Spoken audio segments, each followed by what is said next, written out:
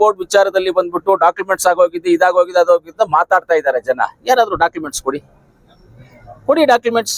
ಯಾವ್ದಾದ್ರು ಮಾಡಿದ್ರೆ ಡಾಕ್ಯುಮೆಂಟ್ಸ್ ಕೊಡಿ ಯಾವ್ದಾದ್ರು ಮಾಡಿದ್ರೆ.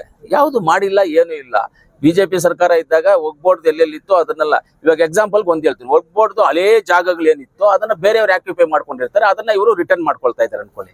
ಎಕ್ಸಾಂಪಲ್ಗೆ ನಮ್ಮ ಮುಳಬಾಗ್ಲ ಆಂಜನೇಯ ಸ್ವಾಮಿ ದೇವಸ್ಥಾನದ ಮಲ್ಲ ಎಲ್ಲೋ ಪಕ್ಕದಲ್ಲಿ ಯಾವ್ದೋ ಒಂದು ಹೊಡೆದಿದ್ದಾರಂತೆ ಜಾಗ, ಆಂಜನೇಯ ಸ್ವಾಮಿ ದೇವಸ್ಥಾನದ್ದು. ಆಂಜನೇಯ ಸ್ವಾಮಿ ದೇವಸ್ಥಾನವನ್ನ ಆಂಜನೇಯ ಸ್ವಾಮಿ ದೇವಸ್ಥಾನಕ್ಕೆ ಕೊಡ್ಬೇಕು, ತಗೋಬೇಕು. ಹಂಗೇನಾದ್ರು ಒಗ್ಬೋರ್ಡ್ ಜಾಗ ಇದ್ರೆ ಒಗ್ಬೋರ್ಡ್ ತಗೊಳ್ಳಿ, ಯಾರು ಬೇಡ ಅಂತಾರೆ, ತಗೊಳ್ಳಿ. ಅದಕ್ಕೆ ಯಾಕೆ ವಿರೋಧ ಮಾಡಕ್ ಹೋಗ್ತೀವಿ ನಾವು? ಇವಾಗ ನನ್ನ ಜಮೀನಿಗೆ ಏನೋ ಬಂದ್ರೆ, ನನ್ನ ಡಾಕ್ಯುಮೆಂಟ್ ಇರೋ ಜಮೀನಿಗೆ ಬಂದ್ರೆ ವಿರೋಧ, ಇಲ್ಲಾಂದ್ರೆ ವಿರೋಧ ಮಾಡಲ್ಲ.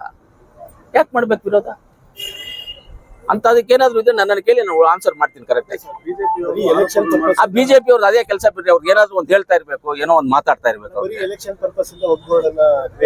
ಸರಿ, ಎಲೆಕ್ಷನ್ ಪರ್ಪಸ್ ಅಲ್ಲಿ ಇದನ್ನೇ ಕ್ರಿಯೇಟ್ ಮಾಡ್ಕೊಂಡು ಹೋದ್ರು. ಜನ ಏನ್ ತೀರ್ಮಾನ ಮಾಡಿದ್ರು? ಎಲ್ಲಾದ್ರೂ ಜನಕ್ಕೆ ಅನ್ಯಾಯ ಆಗಿದ್ರೆ ಈ 3 ಕ್ಷೇತ್ರದಲ್ಲಿ ಓಟ್ ಹಾಕ್ತಾ ಇದ್ರ ನಮ್ಗೆ? ಅಲ್ಲಿಗೆ ಲೆಕ್ಕ ಏನೋ ಅನ್ಯಾಯ ಆಗಿಲ್ಲ ಅಂತ ಲೆಕ್ಕ, ನೀವೇ ಅರ್ಥ ಮಾಡ್ಕೊಳ್ಳಿ. ಮಹಾರಾಷ್ಟ್ರದಲ್ಲಿ ಕಾಂಗ್ರೆಸ್ ಸೋತಿದ್ದೀವಿ. ಮಹಾರಾಷ್ಟ್ರದಲ್ಲಿ ಹೋದ್ ಸತಿಗಿಂತ ಈ ಸಲ ನಮ್ಗೆ ವೋಟಿಂಗ್ ಪರ್ಸೆಂಟೇಜ್ ಜಾಸ್ತಿ ಆಗಿದೆ. ಹೋದ್ ಸಲಿಗಿಂತ ಈ ಸಲ ವೋಟಿಂಗ್ ಪರ್ಸೆಂಟೇಜ್ ಜಾಸ್ತಿ ಆಗಿದೆ. ಅದ್ರಲ್ಲಿ ಸೋತಿದೀವಿ, ಒಪ್ಕೊಳ್ತೀವಿ. ಅದೇ ರೀತಿಯಲ್ಲಿ ನಾವು ಇದು ಜಾರ್ಖಂಡ್ ಗೆದ್ದಿದೀವಲ್ಲ, ಜಾರ್ಖಂಡ್ ಅವರೊಂದು ಸ್ಟೇಟ್ ತಗೊಂಡಿದ್ದೆ, ನಾವೊಂದು ಸ್ಟೇಟ್ ತಗೊಂಡಿದ್ವಿ. ಅವ್ರು ಸ್ವಲ್ಪ ದೊಡ್ಡದು ತಗೊಂಡಿದ್ದೆ, ನಾವು ಸ್ವಲ್ಪ ಚಿಕ್ಕದು ತಗೊಂಡಿದ್ವಿ. ಆದ್ರೂ ಪರವಾಗಿಲ್ಲ. ಮುಂದಿನ ದಿನಗಳಲ್ಲಿ ಮಹಾರಾಷ್ಟ್ರದಲ್ಲಿ ವೋಟಿಂಗ್ ಪರ್ಸೆಂಟೇಜ್ ನಮ್ಗೆ ಜಾಸ್ತಿ ಬಂದಿದೆ. ಮುಂದಿನ ದಿನದಲ್ಲಿ ಇನ್ನ ಅದನ್ನ ಇಂಪ್ಲಿಮೆಂಟ್ ಮಾಡ್ಕೊಳ್ತೀವಿ. ಪ್ರಿಯಾಂಕಾ ಗಾಂಧಿ ಅವರು ಸುಮಾರು 4,10,000 ಚಿಲ್ಲರೆಯಲ್ಲಿ ಗೆದ್ದಿದ್ದಾರೆ. ಅದು ಕಾಮನ್ ಬಿಟ್ರೆ ಆ ಕ್ಷೇತ್ರದಲ್ಲಿ ಯಾರು ನಿಂತರೂ ಗೆಲ್ತಾರೆ. ಅದೇನು ನಾವು 4 ಲಕ್ಷದಲ್ಲಿ ಗೆದ್ದಿದ್ದಾರೆ, 5 ಲಕ್ಷದಲ್ಲಿ ಗೆದ್ದಿದ್ದಾರೆ ಅಂತ ಹೇಳ್ಕೊಳ್ಳೋದಕ್ಕೇನು ಅದೇನು ದೊಡ್ಡ ಇದೇನಲ್ಲ.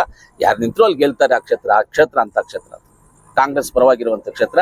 ಅದರಲ್ಲಿ 60-70% ಮುಸಲ್ಮಾನ್ ಇರುವಂಥ ಕ್ಷೇತ್ರ. ಕಾಂಗ್ರೆಸ್ಗೆ ಪಕ್ಕ ವೋಟ್ ಹಾಕ್ತಾರೆ. ಅದರಿಂದ ಆಟೋಮೆಟಿಕ್ ಅದೇನು ಅದು ಬೈ ಡಿಫಾಲ್ಟ್ ನಾಟ್ ಎಕ್ಸ್ಪೆಕ್ಟೇಬಲ್ ಅಲ್ಲ. ಅದು ಎಕ್ಸೆಪ್ಟೇಬಲ್. ಅದು ಯಾವಾಗ ಬಂದ್ರು ಅದು ಆದ್ರೂ ಅದು ಅಷ್ಟೇ ಗೆಲ್ಲೋದು.